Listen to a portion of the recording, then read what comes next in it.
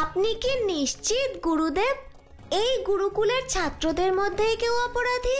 হ্যাঁ মারুতি, কারণ বাইরের কোনো ব্যক্তির এই আশ্রমে প্রবেশের অনুমতিই নেই। কিন্তু খুব তাড়াতাড়ি যদি এর সমাধান না হয় তাহলে আমার ক্রোধের সীমা অতিক্রম করে যাবে। তখন আমি এমন কিছু করতে পারি যে... না না গুরুদেব, এর প্রয়োজন পড়বে না। আপনি নিশ্চিন্তে থাকুন, আমি ধরব অপরাধীকে। আমিও তাই চাই বৎস। এই আশ্রমের শিষ্যরা তোমার মিত্র, তুমি ওদের সঙ্গেই বেশিরভাগ সময় থাকো। তোমার পক্ষে সন্ধান করা কঠিন হবে না। কঠিন হোক বা সরল, কে অপরাধী তা ঠিক খুঁজে বের করব। আপনাকে কথা দিচ্ছি যে আজ থেকে এই আশ্রম থেকে আর কোনো বস্তু লুপ্ত হবে না। তোমার উপর আমার সম্পূর্ণ আস্থা আছে মারুতি, কিন্তু তুমি আজই ফিরেছ। তুমি এখন ক্লান্ত, যাও বিশ্রাম করো।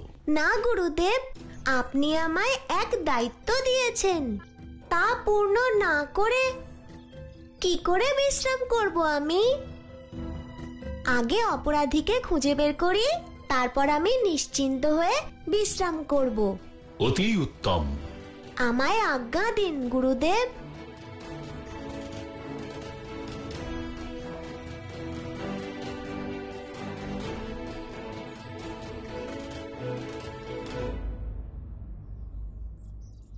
কোনো বস্তু লুপ্ত হওয়া কারোর দুষ্টুমি হতে পারে, পাণ্ডুলিপি নিয়ে যাওয়ার একটি অর্থ হতে পারে, তা হলো যে নিয়েছে সে অধ্যয়ন করতে চায় না। হনুমান,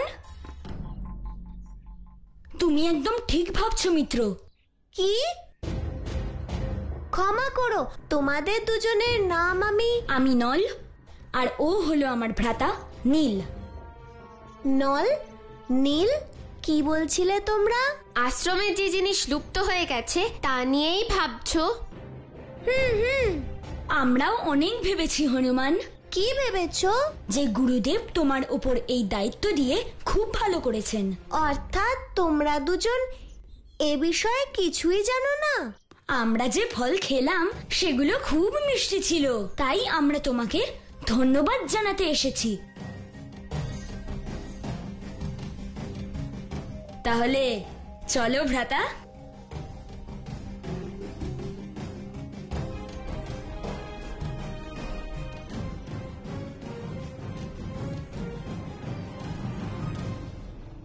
আমি তো বলছি ভ্রাতা, সব জানিয়ে দি মারুতিকে। কেন ভ্রাতা, আমরা এখানে শিক্ষা নিতে এসেছি না এইসব করতে?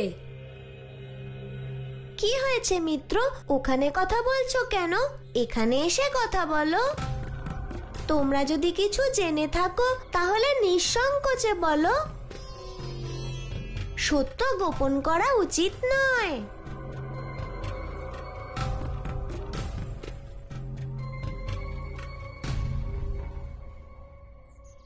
আমি তাই বলছিলাম। এই ঘটনায় অন্য কেউ জড়িত। সে কে হতে পারে? মিত্র, এমন কেউ আছে যে জানে সে শিক্ষা গ্রহণ করুক অথবা না করুক তার জন্য রাজসিংহাসন সুরক্ষিত।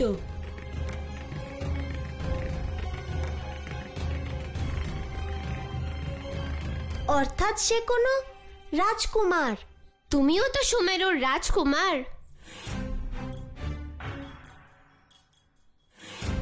এই কেমন কথা বলছো ভ্রাতা? এই ঘটনা তো হনুমান গুরুকুলে আসার আগে থেকেই ঘটছে। হ্যাঁ, তাহলে কে হতে পারে? এমন কেউ যে শিক্ষার স্থানে হয়তো রাজনীতি করতে চায়। এমন কেউ আছে যে ভাবে অন্যরা অধ্যয়ন করতে পারবে না, তাই অশিক্ষিত হয়ে থাকবে, তাদেরকে নিজের সেবক বানানো সহজ হবে। কারণ সব সময় অশিক্ষিতদের ভ্রমিত করা সহজ। কিন্তু এমন ভাবনা কোনো বানরের হতেই পারে না। এমন এক জাতি আছে যারা এই কার্য করছে। সে ঋষিমুনিদের আশ্রমে এসে সব নষ্ট করে দেয়। শুনেছি সে যজ্ঞও বন্ধ করে দেয়। কে সে? রাক্ষস। অর্থাৎ এই পরিকল্পনা নিশ্চয়ই কোনো রাক্ষস শিশুর। কিন্তু কে? কুমার অক্ষয়? অদ্ভুত মিত্র, অদ্ভুত। এ তো আমরা ভাবিনি। এই জন্যই তো আমি বলেছিলাম হনুমানই এই রহস্য ভেদ করতে পারবে। কুমার অক্ষয়।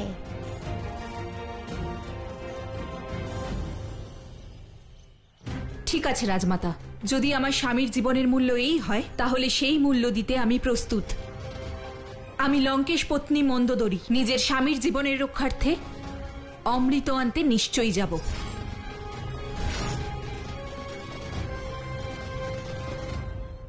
ছেড়ে দাও আমাকে, আমার সব খেলা পছন্দ নয়। আমরা কোনো খেলা খেলছি না, তুমি শুধু সত্যকে স্বীকার করো। কি স্বীকার করে নেব যখন আমি কিছু করিনি? অন্তিম সুযোগ পেয়েছো, স্বীকার করে নাও, না হলে হনুমানের গদার প্রহার মনে আছে তো?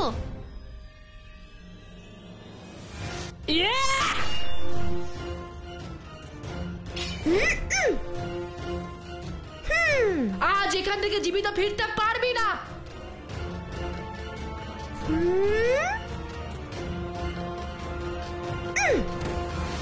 তোমাদের আমি ছাড়বো না নল নীল, শুধু আমার হাত খুলে দাও একবার। কেন?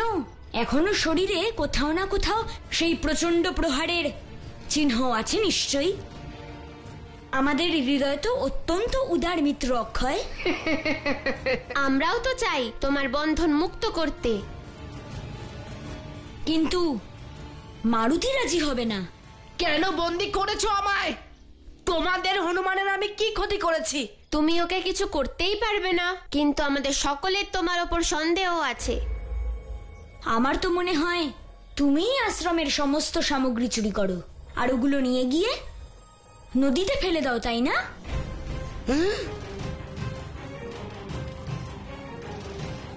তুমি ভুল বলছো, আমি এরকম কিচ্ছু করিনি। আর কোনো লাভ নেই কুমার অক্ষয়, সকল প্রমাণ, সকল তথ্য তোমার বিরুদ্ধে। নিজের ভুল স্বীকার করো আর গুরুদেবের কাছে ক্ষমা চেয়ে নাও।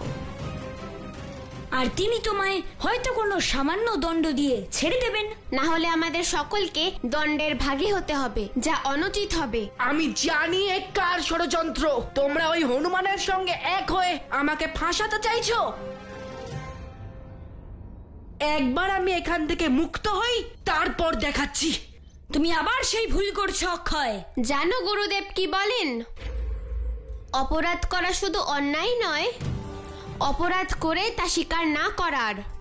আমি কোনো ভুল করিনি, কোনো অপরাধ করিনি। করনি, তবুও স্বীকার করো। কেন মানবো? না হলে আমাদের সকলকে দণ্ডের ভাগী হতে হবে। আর অক্ষয়, সকলের মধ্যে তোমার কত সম্মানও বেড়ে যাবে। সবার মনে হবে তুমি ওকে বাঁচানোর জন্য মহান বলিদান দিয়েছো। অপরাধ না করেও তুমি অপরাধ স্বীকার করেছো। সবাই কুমার অক্ষয়ের জয়ের ধ্বনি করবে। লঙ্কেশ পুত্র কুমার অক্ষয়ের জয়! লঙ্কেশ পুত্র কুমার অক্ষয়ের জয়!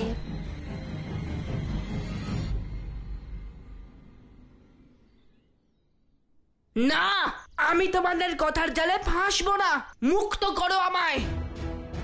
নীল, না, এভাবে হবে না। আমার তো মনে হয় মারুতির হাতেই ও শায়েস্তা হবে, বুঝলে? তুমি মারুতির অপেক্ষায় কেন আছো ভ্রাতা? আমি এর উচিত শিক্ষা দিচ্ছি, কিন্তু ভ্রাতা শুরু তুমিই করো।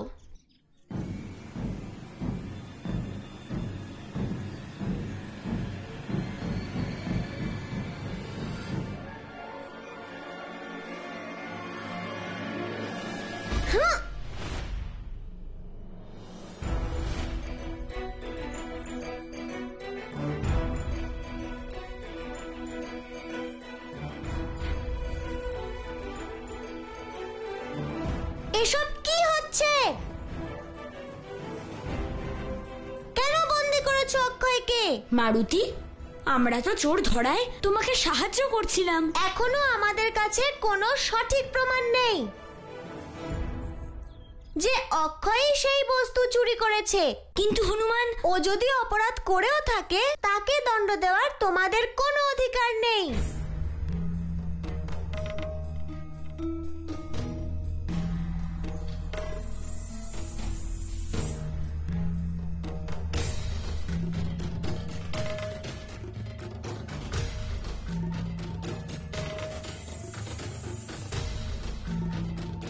আমি তোমাদেরকে ছাড়বো না। দাঁড়াও কুমারক্ষয়,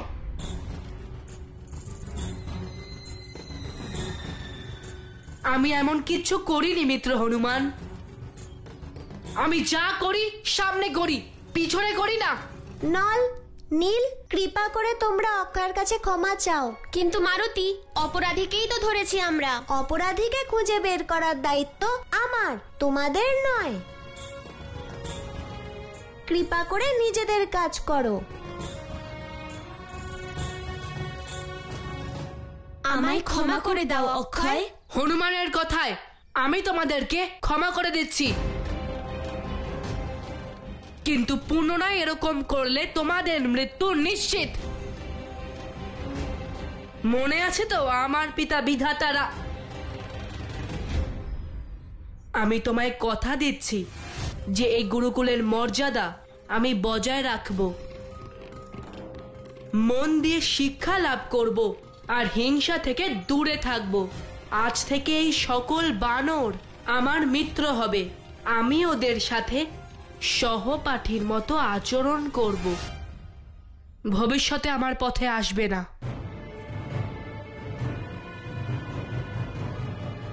হতে পারে তোমরা আমাকে সাহায্য করার চেষ্টা করছিলে, কিন্তু মনে রেখো তোমাদের দুজনের এই অধ্যায় এখানেই সমাপ্ত হলো। এবার যা করার আমি করব, কারণ গুরুদেব এই কার্যের দায়িত্ব আমায় দিয়েছেন, তোমাদের না।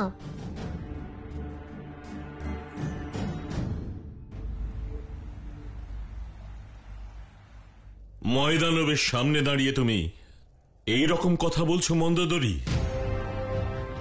আমি কিছুতেই বুঝতে পারছি না এ তোমার দুঃসাহস নাকি মূর্খতা। এ তুমি কি করে ভাবলে যে আমি তোমাকে অমৃতের সন্ধান দিয়ে দেব, তাও আবার রাক্ষসরাজ রাবণকে অমর করবার জন্য? ওই অধর্মী পাপী রাবণের জন্য অমৃত নয়, যদি তাকে হত্যা করবার জন্য কোনো ঘাতক গরলের প্রয়োজন হয়। পিতা, উনি যেমনই হোক না কেন, কিন্তু উনি আমার স্বামী, আর আমি আমার স্বামীর জন্য নিজের সিঁদুরকে অবশ্যই রক্ষা করব। তোমাকে কন্যা বলে পরিচয় দিতে আমার লজ্জা করছে। ধিক্কার দিচ্ছি আমি আমার ভাগ্যকে যে তুমি একজন অধর্মী ব্যভিচারীকে স্বামী হিসেবে স্বীকার করেছো। অনেক হয়েছে পিতা, যা বলার আমাকে বলুন, কিন্তু আমার স্বামীকে নয়। কিন্তু পত্নী ধর্ম অনুমতি দেয় না যে সে তার স্বামীর নিন্দা শুনুক। কিন্তু আমার ধর্ম আমাকে সর্বদা সত্যি বলার অনুমতি দিয়েছে। আমি আপনার কাছে এমন নিষ্ঠুর ব্যবহার আশা করিনি পিতা। আজ আমার যে পরিস্থিতির জন্য আপনি আমাকে তিরস্কার করছেন, তার জন্য আপনি কি দায়ী নন? যদি এক কন্যার কাছে তার পিতাকে রক্ষা করার জন্য একটি মাত্র পথ থাকে, তাহলে সে কি করতে পারে? আমিও তো তাই করেছিলাম পিতা। যদি আমি লঙ্কেশকে নিজের স্বামী রূপে স্বীকার না করতাম, তাহলে উনি আপনাকে বধ করতেন। সেও এই পরিস্থিতি থেকে ভালো হতো নিশ্চয়ই।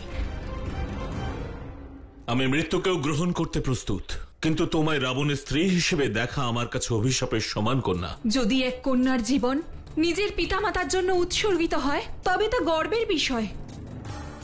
আপনার প্রাণ রক্ষা করার জন্য আমি তো স্বর্গমর্ত এক করে দিতাম, কারণ তা আমার সন্তান ধর্ম। ঠিক সেভাবেই আজ আমি আমার স্বামীর প্রাণ রক্ষার্থে আপনার সামনে ভিখারিনীর মতো দাঁড়িয়ে, কারণ এই আমার পত্নী ধর্ম। যদি আপনি আমার মনের কষ্ট বুঝতে পারতেন, তাহলে আমাকে নিরাশ করতেন না।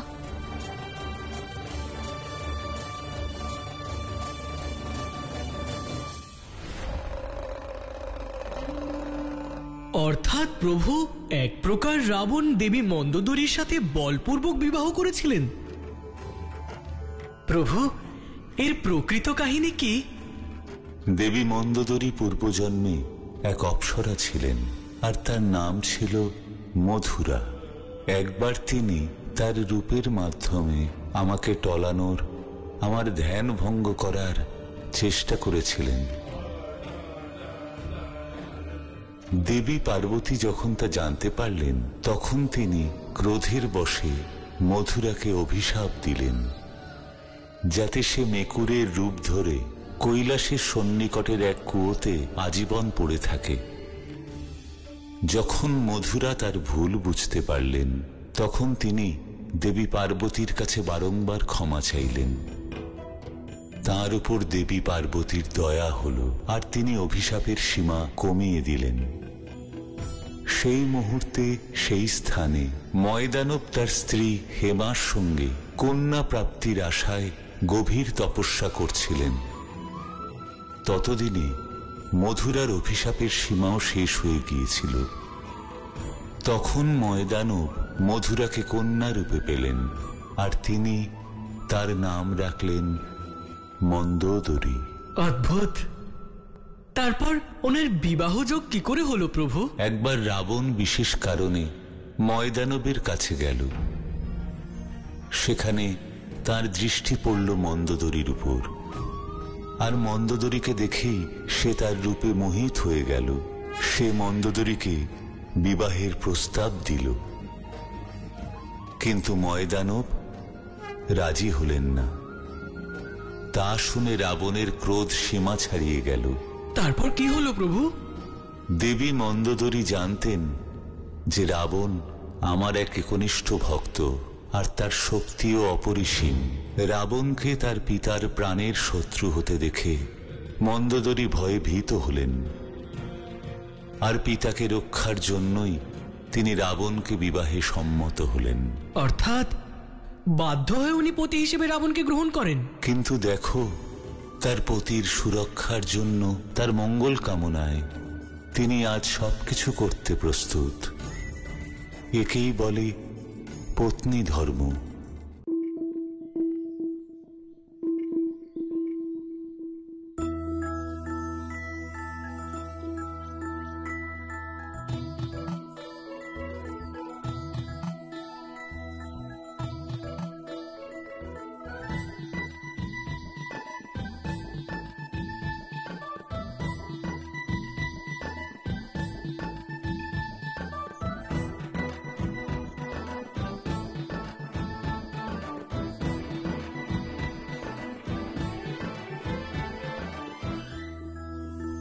মারুতি, এ কি অধ্যয়ন করছো তুমি? আমাদের সবার জন্য সুসংবাদ আছে মিত্র। এই দেখো মিত্র, কাশী থেকে গুরুদেব আমাদের জন্য বেদ আনিয়েছেন। বেদ? এ তো অত্যন্ত স্থূল মিত্র। অনেক পৃষ্ঠা আছে নিশ্চয়। এ কি আমাদের অধ্যয়ন করতে হবে? এ কোন বেদ মারুতি? এই হলো যজুর্বেদ মিত্র, যা হলো প্রথম বেদ। এতে দেবতাদের স্তুতির উল্লেখ রয়েছে। এতে যজ্ঞে দেবতাদের আহ্বান করারও মন্ত্র রয়েছে।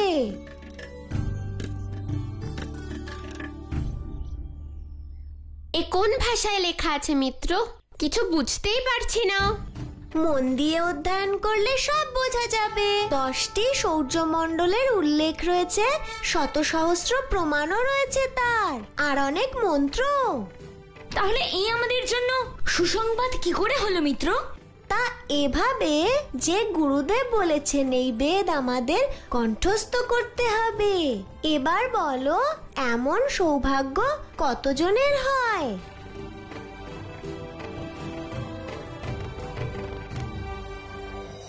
মারুতি, কিন্তু এই বেদও যদি হারিয়ে যায় তাহলে?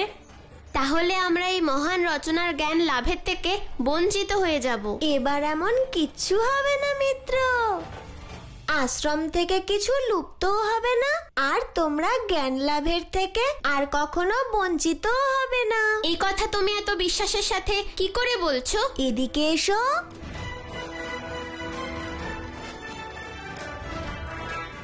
কারণ আমি ওই চোরকে শীঘ্রই ধরে ফেলবো।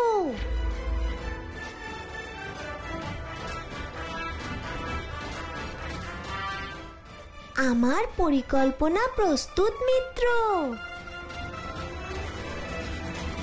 হনুমান সাথে থাকলে চিন্তার কিছু নেই।